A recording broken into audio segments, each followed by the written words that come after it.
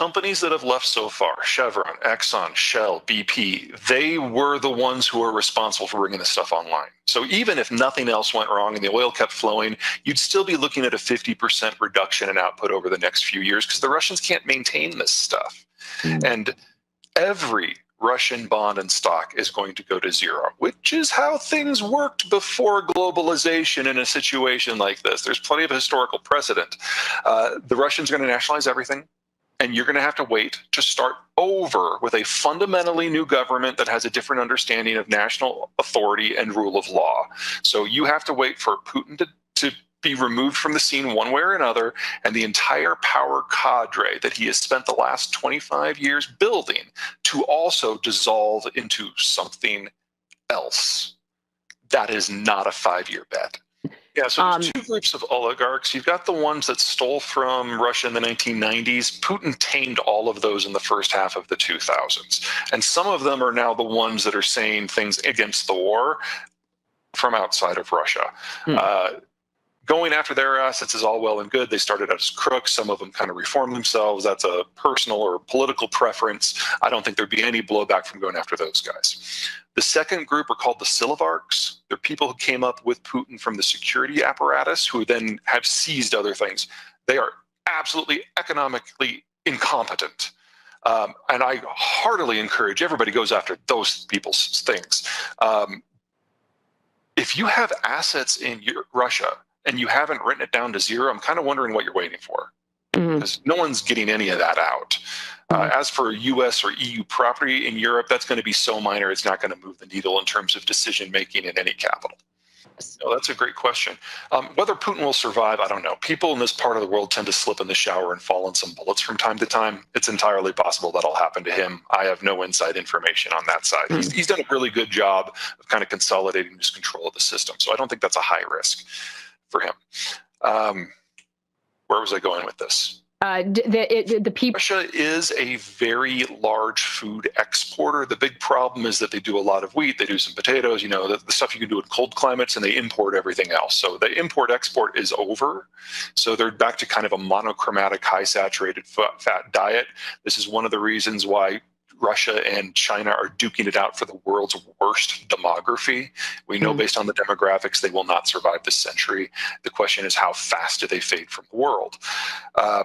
I don't expect Russia to have meaningful food shortages in terms of starvation.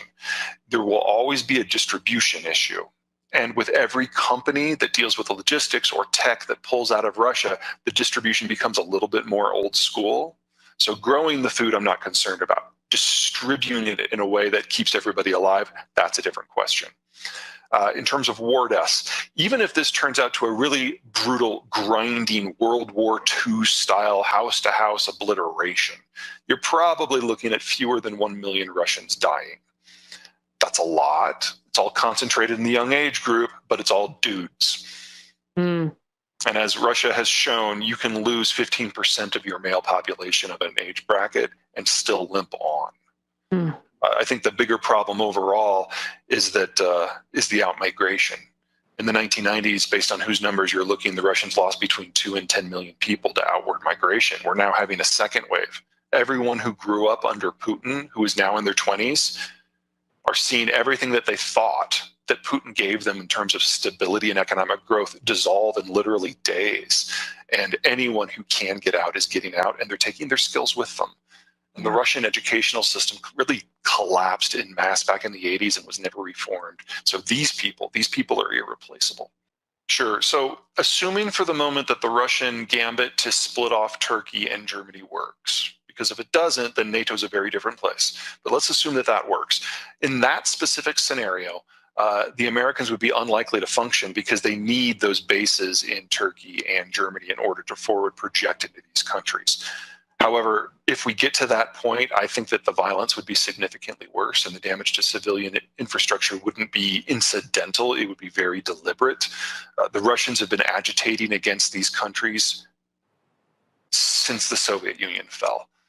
And while there are a lot of people in Russia who see Ukrainians as brothers and sisters and cousins, there is no one in Russia who's like, oh yeah, I just want to go and hug a Pole. So just the obliteration level of artillery use that we would see in places like Warsaw and Riga, we really have not seen that anywhere in the world except Grozny since World War II. Right now, the NATO policy, and I think this will stick as long as the Ukraine war is going on, is to shove as many weapons and as much intelligence and maybe volunteers into Ukraine as possible, so that the Russians have to fight for every bloody inch. And then when they're done, they have to go back and do it all over because there's a partisan insurrection. Because as long as Russia is bleeding in Ukraine, they don't have a free hand to do what's next. And I think there's a recognition now in NATO capitals that this is not just about the separatist regions in Crimea and Kiev, that this is about going for the whole enchilada while the Russians still can. And so anything you can do to keep the Russians in Ukraine is a win. I agree with about half of that. On supply chains, certainly, between the shale revolution, COVID, populism, anti-trade, Trump, Biden, all of that combined, there is now not a manufacturing process in East Asia that can be done more cheaply than its equivalent in North America. You just have to build the industrial plant first, and I realize that takes years based on the sector. So the U.S. right now is going through its fastest industrialization ever, even faster than what we did during World War II. And this is only going to accelerate that entire process as we basically draw a big, thick line between the North American system and this China-centric system. And since the United States system has Mexico and has the consumption and China does not, that ends with China being removed as a significant manufacturing player, assuming it doesn't collapse on its own first. Roughly our industrial plant. In terms of energy, there's going to be a whole mix of things in there. As long as Biden does not end the U.S., does not reinstate the U.S. energy export embargo, you're going to see a huge expansion of drilling, because you're talking about feeding into a system that's at least 5 million barrels per day shy. If prices stay under 170 in that environment, I would be shocked. But Biden is also a populist. There is no way that he or Trump or Obama would expose the American population to $200 oil if he didn't have to. And he doesn't have to, because in the 2015 omnibus bill, the president has the ability to slam the export ban back into place at any time without needing to go to Congress first. So one way or another, the world is not just losing Russian crude, it's also losing American crude. Do you expect that to happen, the export ban? This year. People in their 40s and 50s are the savers. They're the high productive workers. They don't consume much. That's Europe. People in their 20s and the 30s, they're the low end workers. They're the consumers. That's maybe the Middle East. And people who are in their 10s and their single digits, they're the children. They're the workers of tomorrow. No one has children except for the United States, Mexico, France, and New Zealand. United States, Mexico, France, and New Zealand. Most advanced countries, and especially countries that are rapidly industrialized like China and Korea, they're already into that near retiree bracket. So we know that we're facing population collapses in a number of major economies, first and foremost China, because they stopped having kids in number 40 years ago. What about India? What about Africa? India is more like Mexico in that it's slowed down, but there's still decades left ahead of them.